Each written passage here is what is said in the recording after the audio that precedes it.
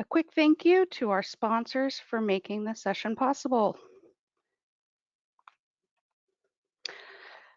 Hello, welcome to today's webinar. We're happy to have you with us for this session, Getting to Zero Carbon Neutral Codes. The Getting to Zero webinar series provides ongoing opportunities for knowledge sharing around actionable solutions to drive the highest levels of efficiency in buildings. I'm Connie Umfris, Communications Manager here at New Buildings Institute. Before we begin, I have a couple of housekeeping things to tell you about. First, you are muted and we cannot hear you. This helps keep the background noise down so that everyone can better hear the speakers. I want to direct you to the dashboard that you should be able to see on the right-hand side of your screen. If you are having technical difficulties and cannot see the slides or hear our speakers, you can use the question pane in this dashboard to let us know, and we will help you as we go. We'll take a few questions at the end of the presentation. Please ask questions in the same question pane. Please take a moment to answer the survey at the end of the webinar. We consider your input in the planning of future sessions. If you are seeking AIA credits, this survey is where you will share your AIA number for credit submission. This session is being recorded. All registrants will receive an email tomorrow with links to the recording and slides for the session. If you need a certificate of attendance for your records, it will also be a part of tomorrow's follow-up.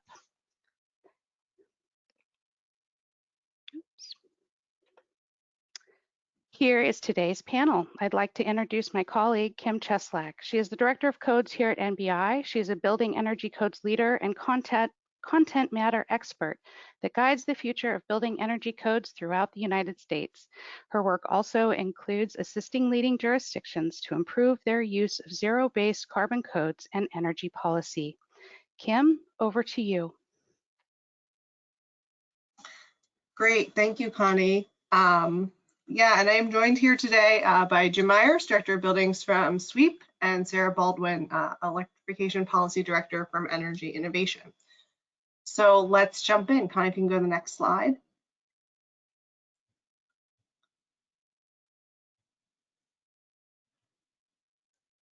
So just a quick overview of our agenda today. We'll do a little bit of background of why we're all here, although I suspect that given the level of interest we have in this webinar, many of you have probably heard some of this before. And then Sarah, Jim, and I will each do a little brief 10 to 12 minute overview of what we're seeing in our areas of the world, and then open it up for Q&A from everyone on the line. Next slide.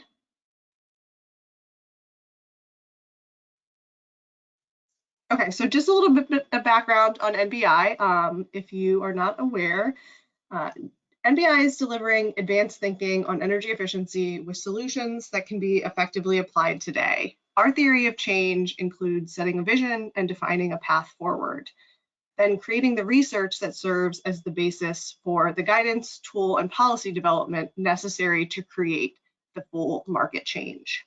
We do this in 3 different program areas. We have our building and program innovation that focuses on researching and developing best practice design and technology applications in both new and existing buildings to drive better efficiency outcomes. Our Zero Energy Leadership and Market Development team works to catalyze leadership and expand practitioner design capabilities to deliver and grow awareness of ultra low and zero energy buildings. And then on my team, Advancing Codes and Policy, working closely with cities and states on technical analysis and development of advanced building solutions that result in significant efficiency increases. Next slide. So why are we talking about carbon neutral codes? I think we've been seeing what you've been seeing, news headlines and changing ideas around the importance of electrification as a major step towards decarbonization and the work to stop climate change. These headlines are coming not just from cities and states and policymakers, but also from different businesses and advocates across the country. Next slide.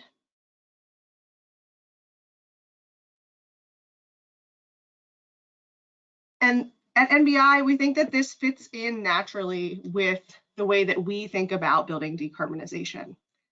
Each of our program areas is focused on this set of 5 foundations around what a decarbonized building stock looks like. We have energy efficiency, renewable energy, grid integration and storage, building electrification, and then embodied carbon.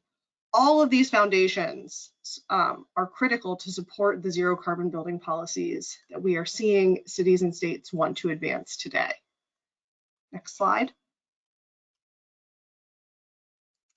Additionally, we talk a lot about principles for electrification. And this is sort of reflective of the foundations you saw just before, is that we do believe there's a bit of a loading order to what has to happen here, right? So you need to drive efficiency first and then continue to value flexible loads for the grid, understand the total emissions impact of these changes, which includes how clean or dirty any grid sector is, look at the use of emissions efficiency, account for the total life of every measure that's going into the building, and then also understand the rate design that utilities are using and how there's an actual value to a building owner.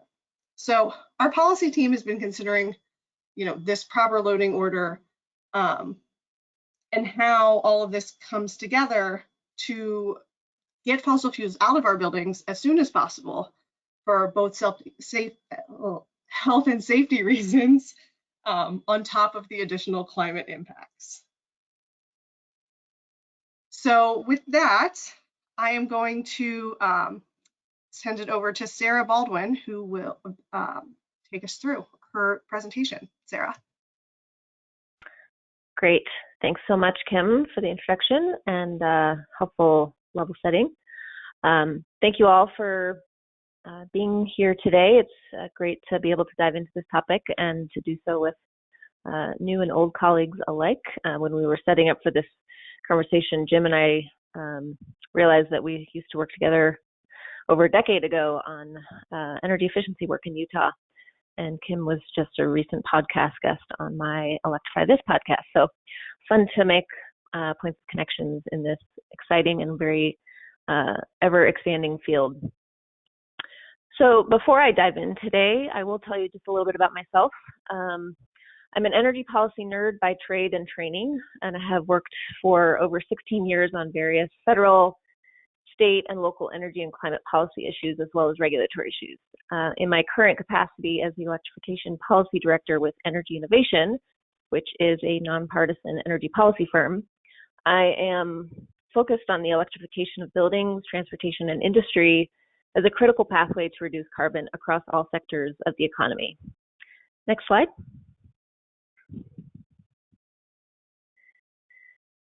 So in the 16 years that I've been doing this work, I've certainly experienced the building sector from many angles. I'm also a homeowner of a 1903 historic home. I'm a landlord. I have been a renter most of my life, and I have many stories that go with each of those experiences. So I can definitely attest that working in the building sector and navigating it is not really easy, whether you're a professional in the field or a consumer. There are a lot of moving parts, a lot of regulations, codes, and standards to navigate, all of which impact how quickly and affordably a building can be designed and constructed. Of course, there are a lot of players, the architects, the engineers, the contractors, real estate agents, and so on. And there's the financial sector and the rules and requirements around project budgets and creditworthiness. Adding to the mix, you have a growing number of green building programs and definitions and certification requirements. And really, what you have is, in my mind, kind of a sheer miracle that buildings are built or retrofitted ever at all, and that consumers are still driving a lot of the decision making for the sustainable and healthy buildings and homes. But we are persevering and navigating, and there's a lot of exciting things happening. If you go to the next slide, please. And right now, even amidst the craziness of the COVID pandemic, and in part because of it, of course, the building and real estate sectors are booming in a lot of places. New construction for single-family homes is surging, which to my mind means we have a great window of opportunity not to miss, to build smart from the start with a focus on integrating proven technologies that can minimize costs to the home buyer over the life of the home, address the climate crisis facing us, and improve public health. Next slide. And in the markets where we have a lot of existing building stock, where cost of living is lower and more affordable than some of the bigger cities, we're also seeing a surge of people moving to these places, which means there's likely a lot of new homeowners that are going to be tackling retrofit projects and new businesses in new commercial spaces that are going to want to swap out older inefficient appliances and heating and cooling systems. So we have a retrofit surge on the horizon as well. And, you know, everyone's going to need good education, from the contractor down to the consumer, about how to do this well, how to do it in such a way that benefits our wallets, our health, and the climate. Next slide. Now, before I dive into discussing some of the policy pathways, I just want to point out a few trends. Some of these may be familiar to folks on the show today. I also want to note that I'm borrowing this slide and the next slide from a colleague at Rocky Mountain Institute, so thank you for that.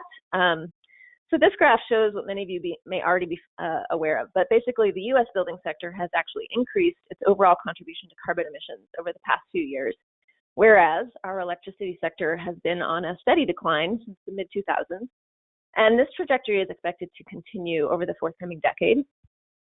And as Kim was describing, the concept of beneficial electrification combined with energy efficiency measures really seeks to optimize the increasingly clean grid that we have, and that will only get cleaner over time, and shift more buildings from using fossil fuels to using the cleaner, cost-effective renewables, storage, and other low-carbon resources at our disposal on the power grid.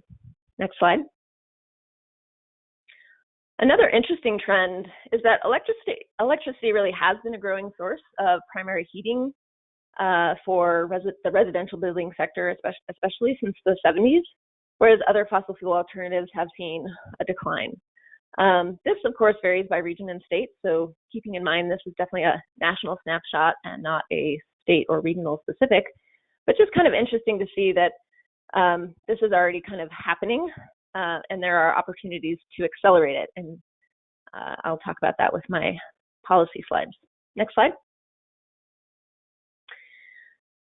So as we look to the future and realize how many homes and buildings are going to be built or retrofitted in the coming decade, and given the carbon intensity of the building sector, including the growing awareness around methane leaks in the oil and gas sector, now really is the time to examine policy pathways and actions that mitigate climate damage, avoid costly, stranded fossil fuel assets, and improve the built environment and public health. Now, I personally believe that in the power of markets and people to respond to well-designed policies, provided they're clear, consistent, and enforced well, and they have to be ambitious but reasonable. But I'm also a person who knows that the most well-designed policy means very little if there are not people to implement, adopt, and enforce those policies. So there has to be some level of buy-in on the concepts for them to work.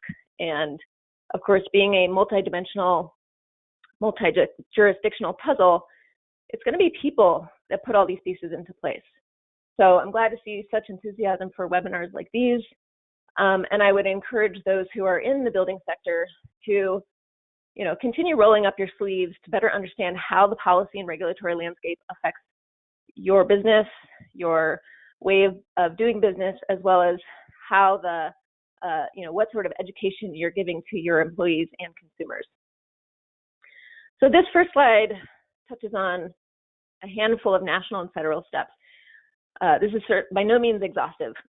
I did not have time or space to do a full laundry list of potential pathways, so I kind of filtered the top 5 here that can really chip away at the carbon intensity of our buildings, but also get us a big bang for our buck in terms of cost effectiveness for consumers.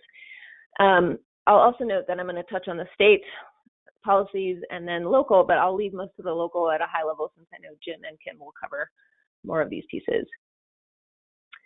So the first here is, of course, an improved base code with an all-electric voluntary code or something similar. Again, I'm going to skip the details on this because Kim will cover this much better than I, but basically, if we all know and accept that code is the bare minimum, we need to make sure that that base code is as strong as possible and giving pathways to those who want to be more aggressive and more ambitious. The second action here is one that the EPA and/or Department of Energy could take to improve appliance standards, to make sure that only the most efficient and clean appliances are available on the market. And these efforts could be complementary with any efforts to strengthen indoor and/or outdoor air quality standards to make sure we're getting harmful equipment out of the market. And of course, manufacturers and equipment certification entities like UL, as well as contractors themselves, are going to be really key to enforcement, implementation, and a smooth rollout of any appliance standards. Third, a federal lead by example actually was just announced yesterday in part with one of Biden's executive orders directing federal infrastructure investments to reduce climate pollution. Details are light on that, and so we'll have to keep an eye on how that plays out. But that's a huge opportunity considering how much property the federal government owns, leases, and builds. Now, this fourth one, an all-electric incentive program, is really focused on bringing down the costs of available efficient electric appliances in the market. And it could be structured in similar ways as we've already done for efficiency and renewable energy or storage, and should be tailored to meet consumers where they are and where they make key purchase decisions for such equipment, typically at the point of sale. The Hope for Homes Act is an example of some legislation that does part of this, but it's not just limited to electric appliances. And that's just passed through Congress, not the full, it is not legislated. It is not a law yet. And finally, but not least, government grants and technical assistance have played a huge role in getting us to where we are today with efficiency and renewables, and making sure that contractors and distributors really do get the latest education to help them lead and not hinder the market. So I see a huge opportunity for more of this in the coming years. Next slide, please. Now, on the state level, there are a number of actions to take. Some of them are very similar to the federal and could very well be structured to be complementary. But which one of these policy levers makes the most sense will largely depend on the political will and energy landscape of each state. And all of these actions, of course, would be taken by state legislatures and governors, which are influenced by lobbyists and lobbying groups and trade associations. So again, if you are in this field and wanting to better understand how your state policy landscape is shaping up, make as much of a point of connection with your trade association and understand what sort of lobbying is being done on your behalf. Those who want to be at the leading edge could certainly set an ambitious building decarbonization target for new construction and help set a very clear signal that all new construction is going to be carbon neutral. Similar to a federal incentive, states could easily adopt an all-electric incentive program. And states can also send a very strong message to the market by explicitly allowing fuel switching programs and or empowering, or at least not restricting, local governments to adopt more ambitious local codes. I do think that this fourth one here, directing public utility commissions and utilities, including gas utilities, to evaluate the future of building electrification opportunities and the need to phase out fossil fuels if we're going to have a livable planet, is something that should be part of long-term planning. And the state legislature and governors across the country have a role to play in sending that message, because utility commissions are not necessarily going to take that directive on their own. Fifth, and this is somewhat complementary to or a corollary to an all-electric incentive program, but a state could consider imposing some sort of fee base on fossil fuel appliances, which could help fund more electric and energy efficiency retrofits, and could be even targeted to, say, low-income or multifamily units, harder to reach spaces. And then finally, this last one is more of the pathway to help address the need for innovative financing mechanisms in this space. And revolving loan funds have been very helpful in energy efficiency programs, and so we could adopt something very similar to include electrification where it is beneficial. One last thing I want to share is that on the state pathway piece, Energy Innovation has a tool called the Energy Policy Simulator, which is a free and open source computer model, which was designed to empower decision makers and other stakeholders to really find the best course of action towards a low carbon economy. We have several state models under development, which can be used to help states better understand which policy levers to play. We have one for Virginia and Minnesota, and then we're also under development for the forthcoming year, one for Nevada, Colorado, Wisconsin, North Carolina, New Mexico, and Pennsylvania. So keep an eye out for those, and you can access the EPS today via the energyinnovation.org website. Next slide, and this is my final slide. So finally, as I mentioned, there are a number of local pathways, and really local governments do wield a lot of influence on the buildings within their jurisdiction, and they should be empowered to wield that influence and not limited by preemptive state actions that might prevent them from being ambitious on this front. I know Jim is going to speak to this in greater detail, but just quickly listing the ones here. I've mentioned the all-electric stretch codes, setting emissions reductions goals for its own buildings or community-wide, restricting new gas and new construction, or creating, again, a revolving loan fund or some other financial pot of money to help with building retrofits and especially to help turn over existing building stock. So I know this was a fast run through, but I want to make sure we leave plenty of time for conversation. And you can go to the next slide. That's where I've got my contact information. And with that, I'll turn the time over to Jim.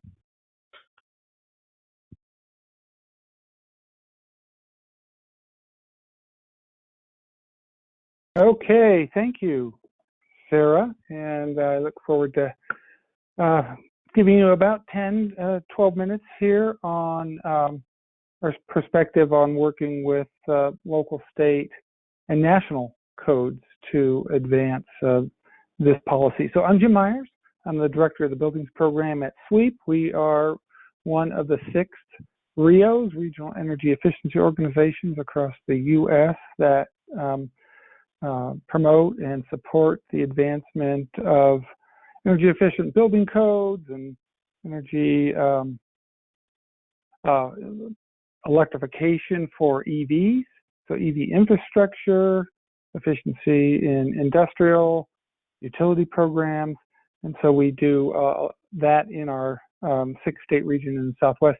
Our focus, my team's focus, is buildings and across any of the buildings, and we're based out of Boulder, Colorado. So next slide, please.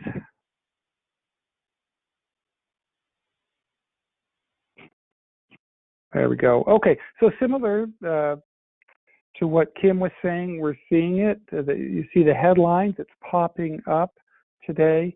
And so we are also hearing and seeing this bubble up from the local level in our 6 Southwest states. And it doesn't have to be a large metropolitan area or a large city or county. We're seeing it pop up at smaller communities also. And so the discussion is happening. And so it's either starting at the level of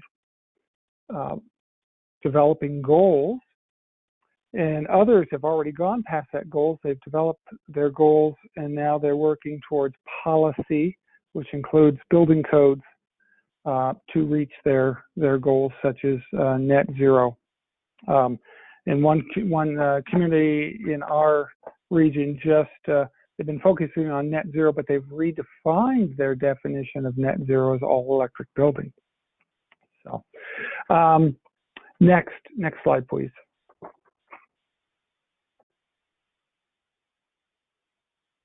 Great. Okay, so we are working at the local and state level around building codes. And so I'm showing you 4 examples here. So a city in the Southwest in Arizona, a city of Flagstaff, did an update to their climate action and adaptation plan, so their sustainability plan. At the same time, they realized they needed to move forward with their building codes because they were on a much older building code, and they updated to the 2018. And so as Sarah was talking, and Kim, we need to come to that base level of efficiency before we could move further along with whether it's electrification or renewable energy and so forth. And so moving these communities up to the 2018 is a start. The 2021 Energy Code, IECC, comes out fairly soon from the International Code Council, but 2018 is available today, and so that's a great starting point. And then the communities can start advancing goals beyond that. The second one here is Denver. Denver took the 2018 and said, we're going to go beyond the 2018. So working with them and bringing in all the industry. So architects, engineers, code consultants,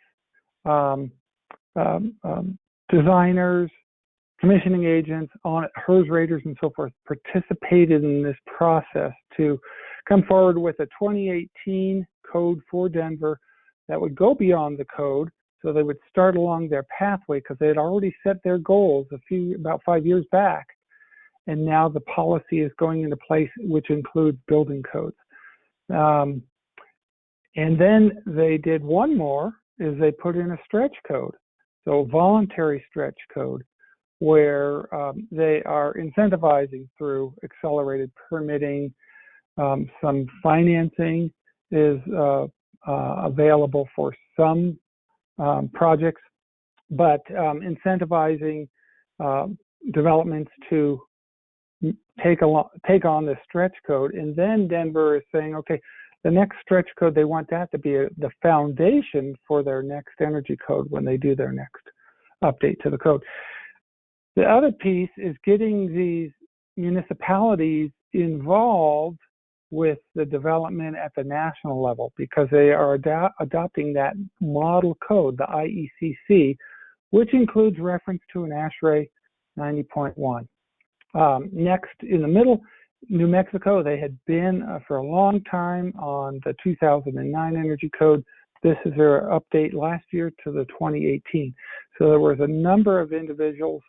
Our staffer there was instrumental working and bringing in industry to participate and work with the state so that they can adopt a code that industry can move forward with, as Sarah was mentioning, that they can adopt and enforce, construct to those codes. Lastly, state of Nevada just recently released their climate plan. And so that's on their website now in Nevada, and they've not yet started working with municipalities. And if we look at Nevada, we have one municipality that's really focused on a sustainability plan and elsewhere. So now Nevada will, with municipalities to work on their sustainability plan, and the state energy office is active in that process of building code development, aware of what's happening at the state level, aware of what's happening at the nation, what's happening there, and being able to look at a pathway for the state to reach their goals. Next slide, please. Which brings us to this. So we were hearing from these cities and counties and states that there was an interest in building electrification, going beyond code, stretch code, and so forth. And but this was a very high topic of interest, building electrification. And so we developed code. We wrote a report. We looked at case studies, California and Massachusetts, where they had building electrification policies in place and code. We took that code, we turned it into language that was more appropriate for the I codes, or the IECC, and then brought in key individuals that work in this space of developing codes. Kim Cheslek with NBI was one who reviewed the language, so that we could get something into the hands of the city energy offices, counties, that they could then start to look at potential language that they could use, they could amend to that then becomes applicable and supports the needs of their community. But there's a thirst for this because there are many, whether it be a sustainability department or even a building department, is not as familiar as what building electrification would look like, and or do they have the time to allocate resources to go through that phase. So next slide.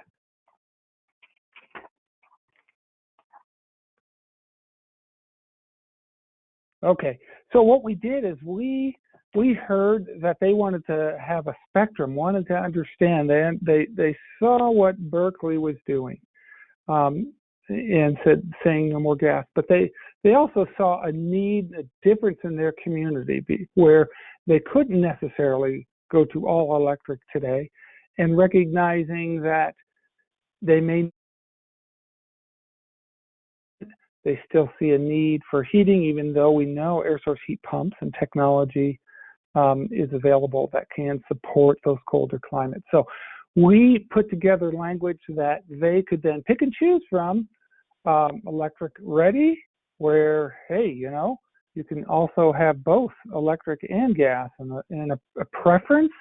So we'd really like you to build these buildings all electric, but you can still build gas, but we'd like you to do some other things to help us reach our goals, a building specific type, and or a product type. So one community in California, they stepped in and just focused on heat pump water heaters. That was their first step in their path for their goals. And then, of course, electric only, with where it's only going to be electric. The other thing we found when we were reviewing this report, 25% of all homes, not talking about commercial buildings right now, but 25% of all homes in this country today, and this is EIA information, are already all electric. So we see that. We see more in the southeast than where we are in the southwest, but homes can be built all electric. We're talking about, like Sarah said, beneficial electrification. We're also talking about the efficiency piece. We would like to make sure that heating of water is the most efficient type, like a heat pump water heater. And if you're heating with electricity, then you're heating with the most efficient system, like a heat pump system versus radiant heat. So next slide. There, thank you. So the process that we work with is working with cities, whether it be starting with the building department, the sustainability staff. Some don't yet have, some communities are so small, but they are very interested in following policies from communities that are right around them to reach those goals in place. And so we're working with sustainability staff, building officials. It could be city council members that are very interested, that are very active. I was just on a call just the other day this week, and there was sustainability individuals, there was building officials, and there was also a city council member from a city who's very interested in wanting to understand how their city can move forward and what they can do to be successful for their community. So sustainability plan, that efficiency that Kim was talking about, we want a very efficient code. 2018 is a good start. A sustainability plan, where do they want to go? What do they want to do? The building and the sustainability departments need to talk with one another. Now, today is so much different than it was 10 years ago. And so 10 years ago, sustainability departments, many did not understand that the building code was part of their equation to reach goals.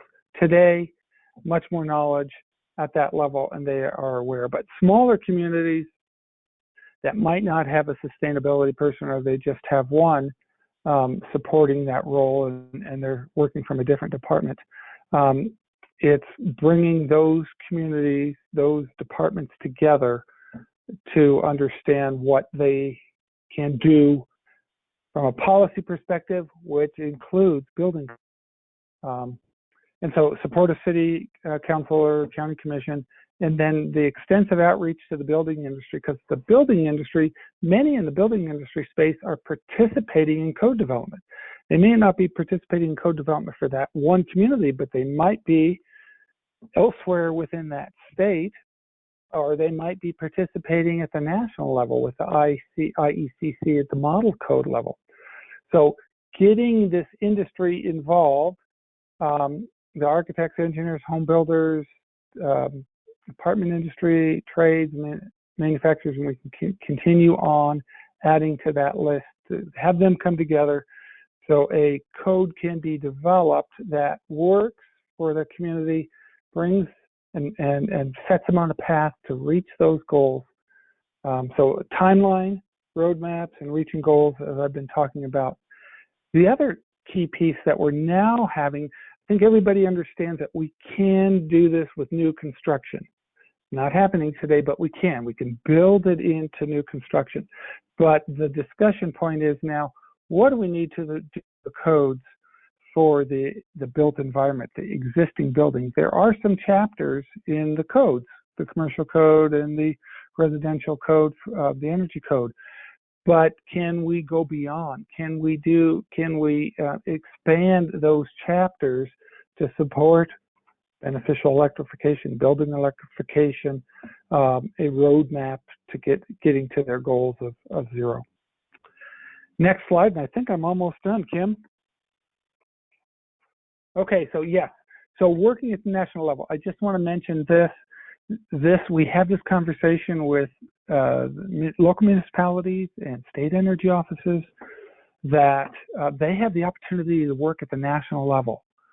They can participate in committees. There's working groups that are now set up at ICC. They don't set the pathway for the I codes, but ICC is aware that governmental members and cities are setting goals in place, and they are putting committees and work groups to discuss how ICC can support those, even though ICC does not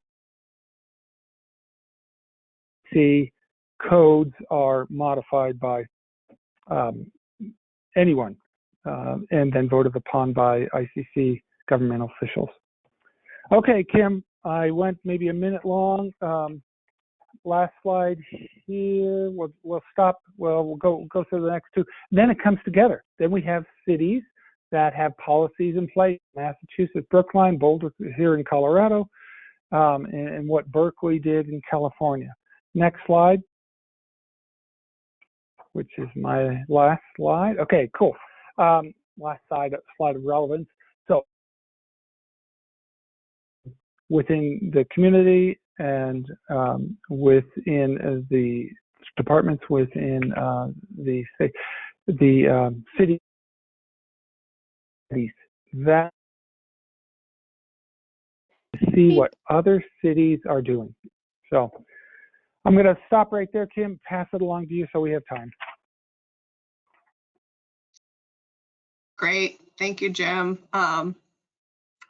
So I'll dive in here and get through as quickly as I can. I did want to touch on one thing that came across my news feed since we've started this webinar. So when we've all mentioned, I think, that like we're all watching this in the news. GM in the Washington Post at 1:05 Eastern time has announced that it will eliminate gasoline and diesel cars and SUVs by 2035. So, you know, live news update. So how will we prepare all of our buildings to deal with the fact that no one who wants to buy a GM car will be able to buy a gasoline one in 2035? And I want to, you know, recognize the work that Sarah and Jim have been doing, and the work that SWEEP came out with earlier this year to sort of set a foundation for code language around decarbonization.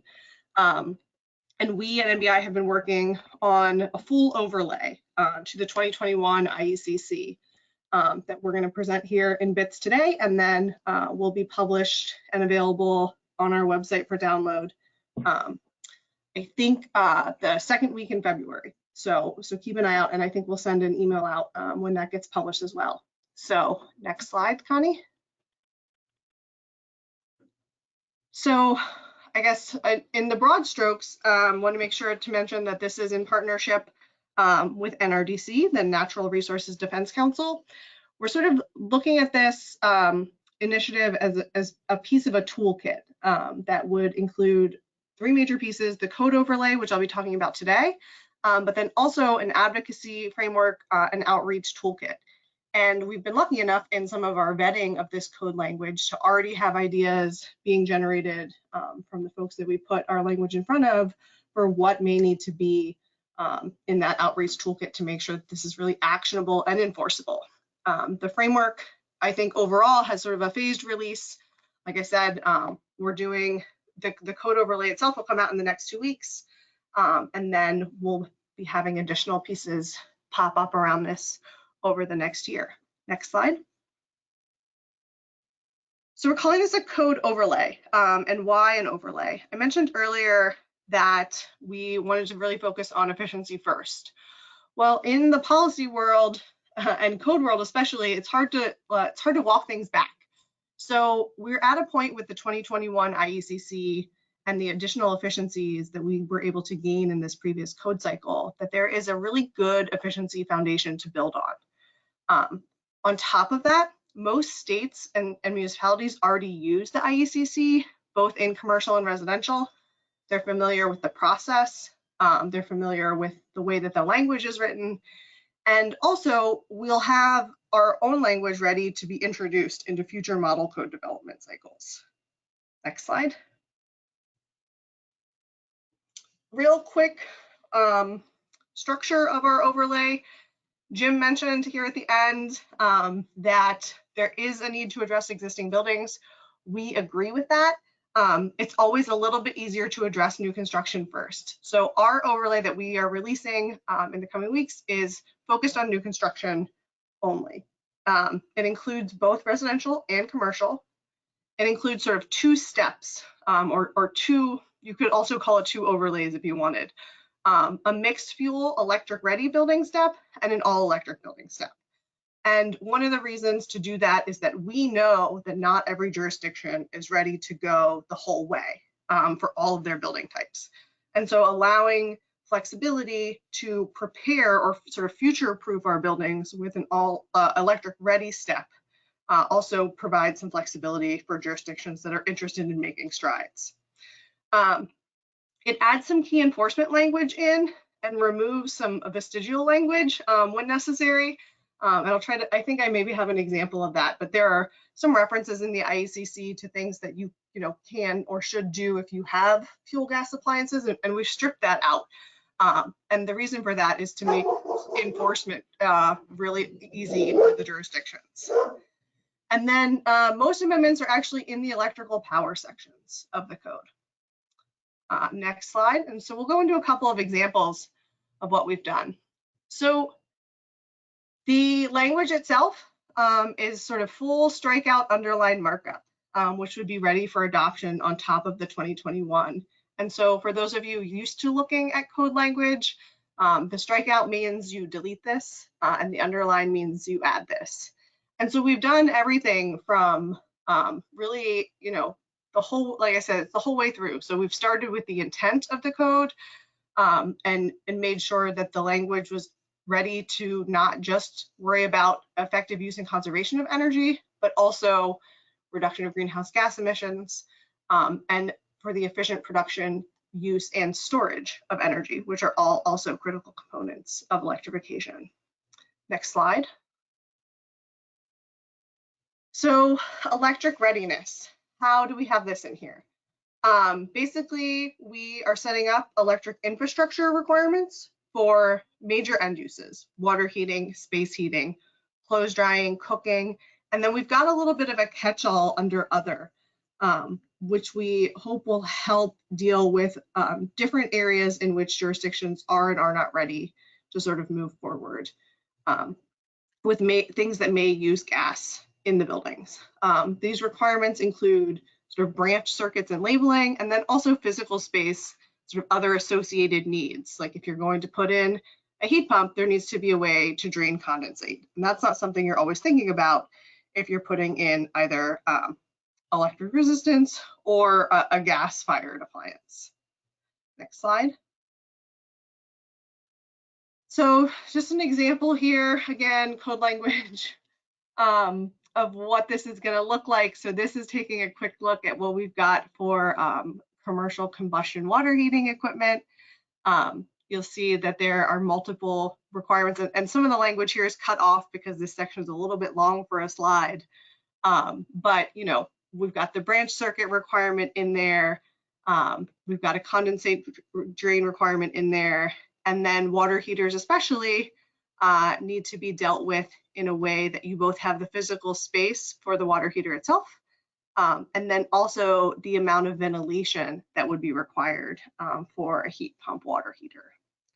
Next slide. Another thing we've taken into consideration is demand response. So we talked a little bit in that much earlier about why it's important for, you know, rate design and some other things around electrification. You want buildings to be able to respond to signals from the grid. As the grid becomes increasingly clean and part of a renewable energy, you know, resource, there are times where you'll be producing more or less energy on the grid. So we want these buildings to be ready to respond to both those signals in really two major areas: heating and cooling, and water heating. And so one of the big things that we've put in here is this standard ANSI CTA 2045B, which is a communication and control requirement for heat pump water heaters. And what it does is enables them to actually be a source of energy storage, so that you can heat your water at a specific time and then use the heated water later in a way that helps respond to overproduction of solar on the grid and alleviates peak load issues later. That's a lot for this slide. All right, next slide. We've also included on-site solar generation. In residential, this takes what was Appendix RB, which is the solar ready appendix, and builds it up into the main body of the code.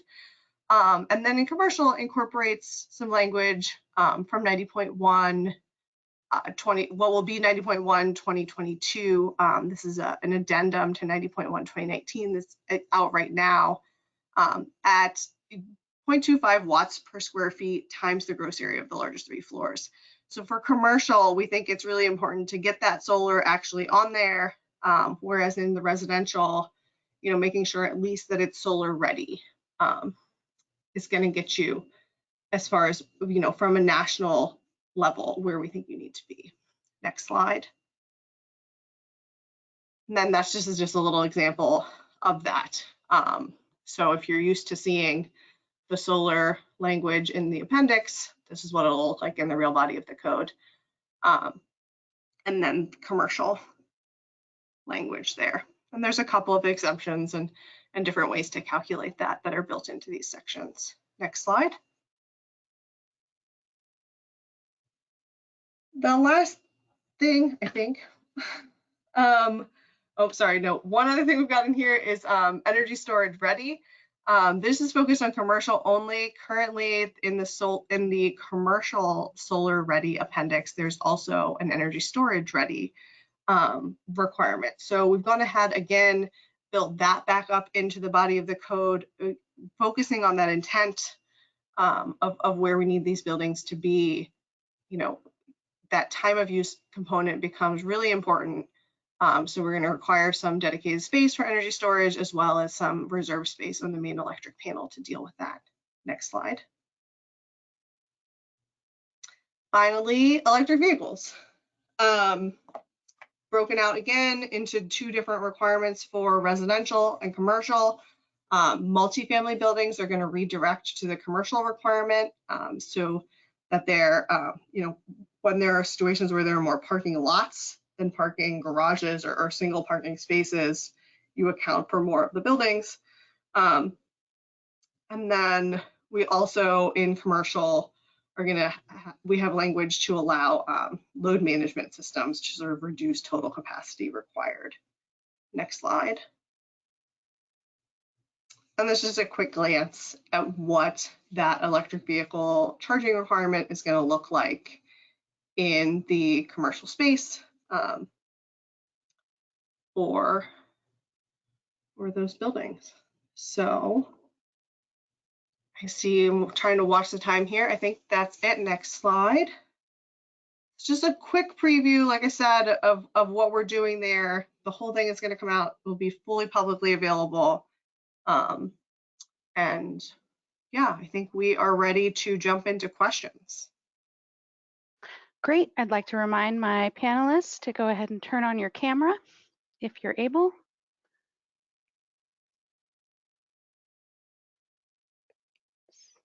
There's Sarah. Excellent. Okay, let's thank you guys all for the great presentation. I'm going to go ahead and start with a question here. The Arizona legislature has banned local jurisdictions from banning fossil gas in new construction. Do you know of any policy documents or roadmaps that provide alternative strategies for incentivizing all electric buildings? And anybody can go ahead and tackle that. Jim, I think you might be muted. I'm still on mute. Do you want to take that, Kim, or do you want me to take that?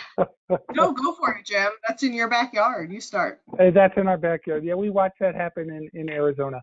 And so like Kim was talking, and Sarah had in her table breakout, and we've seen from a city perspective that you can do that if you want to call it an interim. In the case of Arizona, you can still have a building future-proof for electrification by not going all electric. You're still going to have gas in there, but you're going to have the other electric pieces ready there to future-proof that building to support the electric vehicles, heat pump water heaters, air source heat pumps, and so forth. And we don't believe that the piece of legislation in the state would prohibit that, because you still have gas. You're just giving unlimited options to the consumer, to the tenant.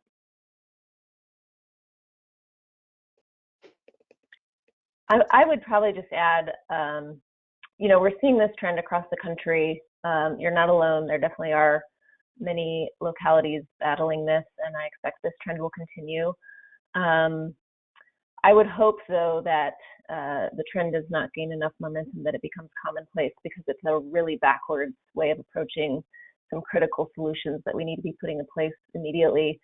I would recommend connecting with your trade associations and finding out what sort of lobbying power can be applied to try another session next year. Yeah, and the only other thing I'll add is that there is some research out there that, I think Jim mentioned this, like when we're doing electrification with heat pumps, we end up with very efficient buildings. So there is some research out there that says that, especially for new homes, that all electric buildings are sort of inherently more efficient.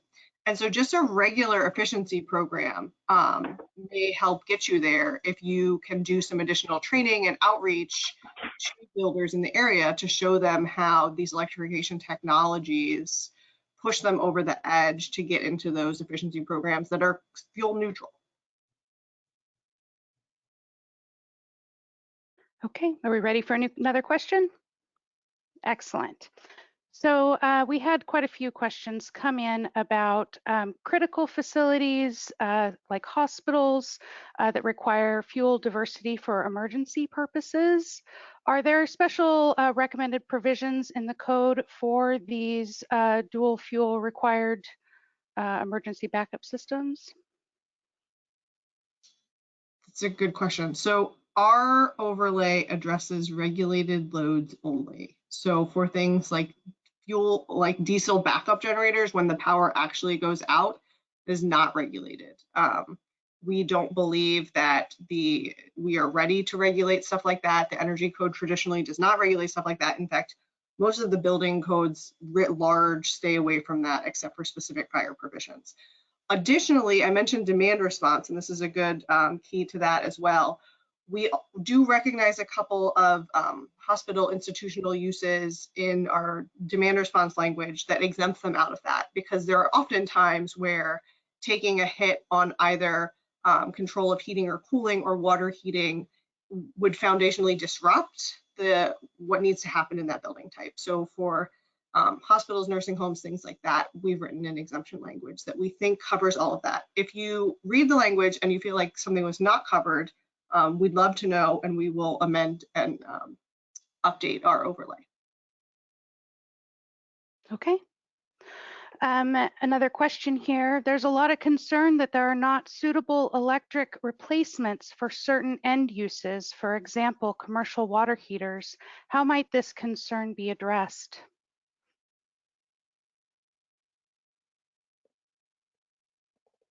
Well, I'll start, Kim. That's a great question. So when the community is bringing all that industry together, that's where the discussion starts. And so as we have worked with communities, that roadmap that they are working towards to reach their net zero goals, they are saying, okay, technology is not here today. There are other options you can choose, but here's the mixed use building that Kim was talking about, and we also have in our simplified electrification code language. Stability in the codes, the exemptions, that each community or state could put in what they need in the interim, but still working towards getting to that goal in the future.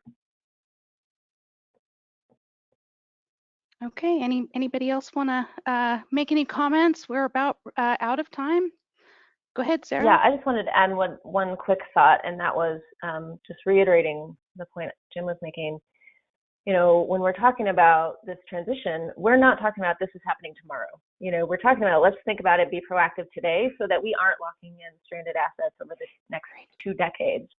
So absolutely, R&D and demonstration projects are going to play a big role in some of the commercial spaces, industrial spaces that maybe, you know, have a different dynamic than the residential sector. But to keep the faith, I think that we will see a lot of programs coming out of the Department of Energy to help with that technology's commercialization. So.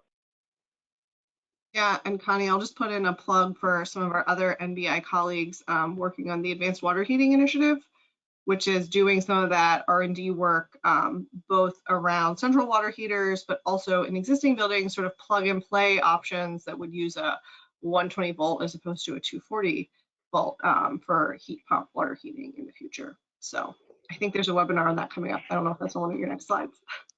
It is actually. All right. Well, I'm going to go ahead and start wrapping up today. Thanks to all three of you for participating today. And thank you to everybody who's been on the line for this session. Just a reminder that the Getting to Zero program has the Getting to Zero Forum, and we are planning on a 2021 event in New York in October. More on that at the gettingtozeroforum.org website. We do have more webinars coming up in the next couple of months. All of our sessions are available for viewing on demand, and you can find links to upcoming sessions and our archive there at the event link. Along with our webinar archive, we have the Getting to Zero Resource Hub, which is available to help you on your path to zero. Check it out at the gettingtozeroforum.org as well. And we'd like you to be the first to hear about our events and new publications and such. If you follow us on Twitter or LinkedIn, you are likely to be the first to hear. There's our website for this and much more information. And we are going to be sending out a follow-up email tomorrow for all of you that asked about the PDF and the on-demand link. So keep your eye on your email. So thanks again, everyone. Appreciate you being here. Great presentation. Thank you. Thank you, Connie. Thanks, both. Thanks, Connie. Thanks, everyone. Bye, all. Thanks, Connie.